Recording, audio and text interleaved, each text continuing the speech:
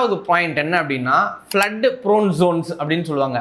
மழை நீர் தேங்கக்கூடிய இடங்கள் அப்படின்னு சொல்லுவாங்க. இந்த இடத்துல வெள்ளம், அதாவது மழை நீரெல்லாம் சேர்ந்து வெள்ளமாக மாறக்கூடிய இடமா அந்த இடங்கள் இருக்கும். இதெல்லாம் என்ன அப்படின்னா பழைய ஹிஸ்ட்ரியில் எடுத்து பார்க்கும்போது ஃப்ளட் அந்த இடத்துல நின்ன இடமா இருக்கும், மழை நீர் உள்ளே வரக்கூடிய இடமா இருக்கும்.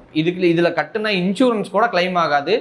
மிக முக்கியமாக இல்லாட்டி ரொம்ப பள்ளத்தாக்கான இடமா இருக்கும். ஏன்னா இந்த மாதிரி இடங்கள்ல நம்ம சூஸ் பண்ணும்போது பெரிய தண்ணீர் வருது அப்படின்னாலே அந்த இடம் வந்து சேர்ந்து நின்றுக்கும்.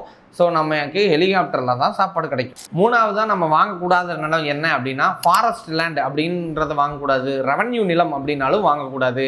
இதெல்லாம் வந்து அரசு நிலம். இதை யாராவது உங்கள்ட்ட ஏமாற்றி விற்றுட்டாங்க அப்படின்னா இது பேங்க் லோனும் கிடைக்காது. ஃப்யூச்சரில் கவர்மெண்ட்டு டேக் ஓவர் தான் பண்ணுவாங்க. அதிகாரமற்ற பூர்வமாக நம்ம வந்து அங்கே இருக்கிற மாதிரி அர்த்தம். இதெல்லாம் எங்கெங்கே இருக்கும் அப்படின்னு கேட்டிங்கன்னா forest, railways, temples and then high buffer Jones அப்படிங்கிறது இருக்கும். இதுக்கு அப்ரூவல் கண்டிப்பாக கிடைக்கவே கிடைக்காது. யாராவது இந்த இல்லைங்க லேண்டை நான் கம்மியான காஸ்ட்டுக்கு தரேன், பின்னாடி அப்ரூவல் வாங்கிக்கிறேன் அப்படின்னு சொன்னாங்கன்னா கண்டிப்பாக அது ஃபேக் அண்ட் ஃப்ராட்.